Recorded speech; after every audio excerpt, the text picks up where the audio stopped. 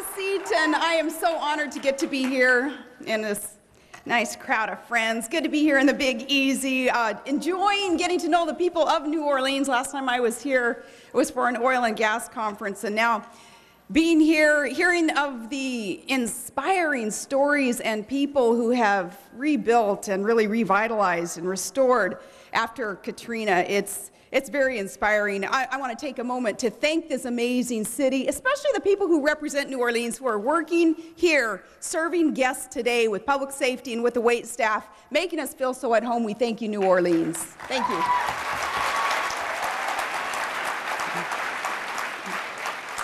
Good, patriotic people, too. I knew I shouldn't say you betcha after that. I don't know if it go over well, but who dat? There you go. Go Saints. Good patriotic people here. And I know this crowd too. Patriotic people. And do you love your freedom? You love your freedom?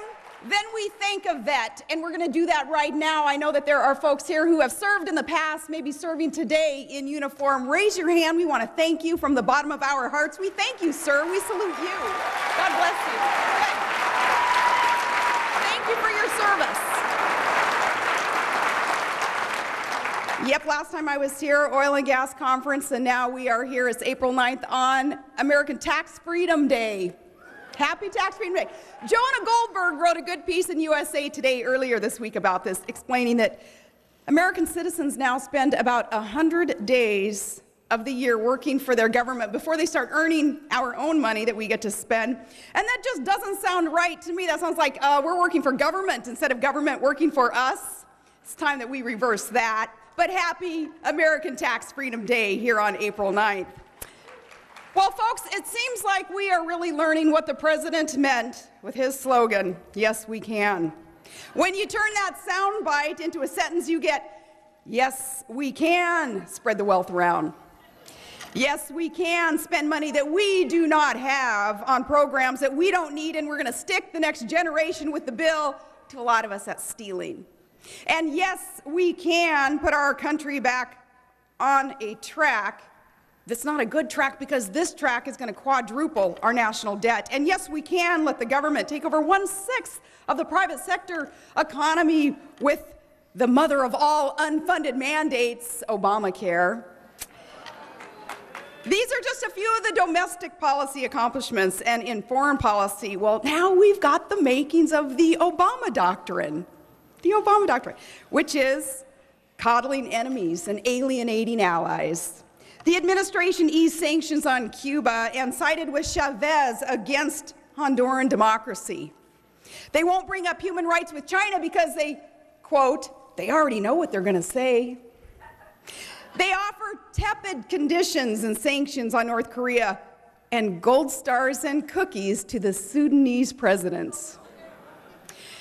They send letters to Iranian mullahs, but can barely muster a word of support for the Green Movement, those in Iran seeking freedom, seeking women's rights, barely uttering a word of support for that. Now, the president, with all the vast nuclear experience that he acquired as a community organizer,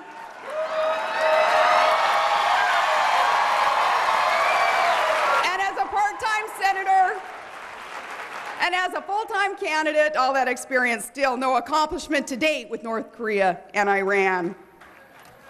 Meanwhile, this administration alienates our friends. They treated the Afghan president, Karzai, poorly, and then they feigned surprise when he reacted in kind. They escalated a minor zoning decision into a major breach with Israel, our friend, our closest ally in the Middle East. Let's remind our president, Jerusalem is not a settlement, and Israel is our friend.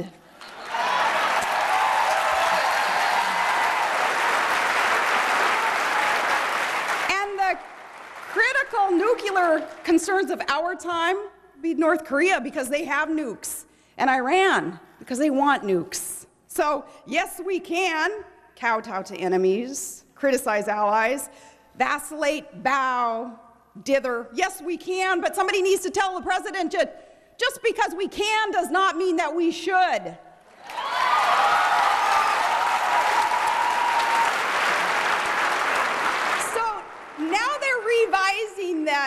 2008 slogan for 2010, and having just rammed through a more than $2 trillion healthcare takeover, flying around the country now on this taxpayer-funded victory lap, proclaiming proudly, "Yes, we did." Well, you know, I wouldn't be so quick to slap that one on a bumper sticker, not just yet, because I think a lot of common sense conservatives can relay some slogans that the majority of Americans like a lot better than that, like repeal and replace. And the bumper sticker, how's that hopey-changey thing working out for y'all now? Or my favorite, don't retreat, reload, and that is not a call for violence.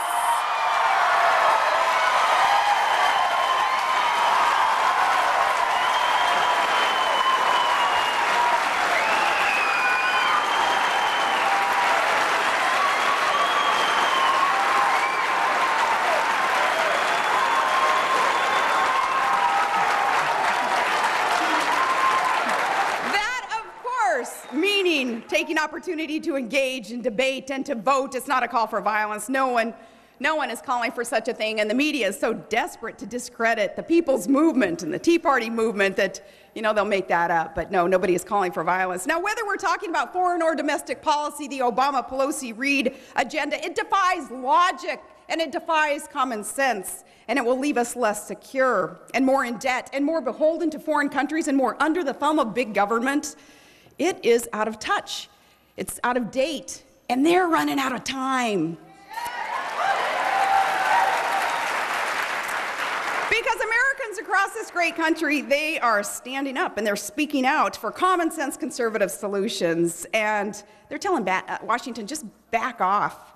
Some of us, part of the Tea Party movement, some of us registered Republicans, some of us are what we used to call Reagan Democrats, and some are just, like most of my friends and my family, including my own husband, most just independents, just lovers of this great country, so proud every day to be American, but also very, very concerned about the path that we are now on. All of them deeply concerned about our country. And frankly, some of them are a little bit skeptical, concerned about our party, about our own GOP. For years, the federal government grew and individual freedom shrunk. For Americans who believed in conservative first principles, this was quite concerning and disheartening to watch some Republicans stop putting those principles first. I kind of lived through that as the governor of Alaska, having vetoed some of Obama's stimulus funds that had fat strings attached and kind of violated the 10th Amendment to our Constitution. My veto of those funds was overridden by a Republican-led legislature because too many people just want to believe this is all free money. Somehow it's all just going to magically work out. In the words of Bill Clinton, remember he kind of paraphrased it well when he said, "If this ain't the biggest fairy tale I've ever seen." Of course, that was, you know, before Obama was elected, so we don't know in what context well, I'll take it in the context that I want it in. But today, though, the grand old party has its eyes wide open. Do we not have our eyes wide open? And we're realists. We know now. We know. We're getting back to our grand old roots. And when the other party is wrong, we're stiffening our spines, and we're saying so because there is no shame in being the party of no. If they're proposing, the other side proposing an idea that violates our values, violates our conscience, violates our Constitution, what's wrong with being the party of no?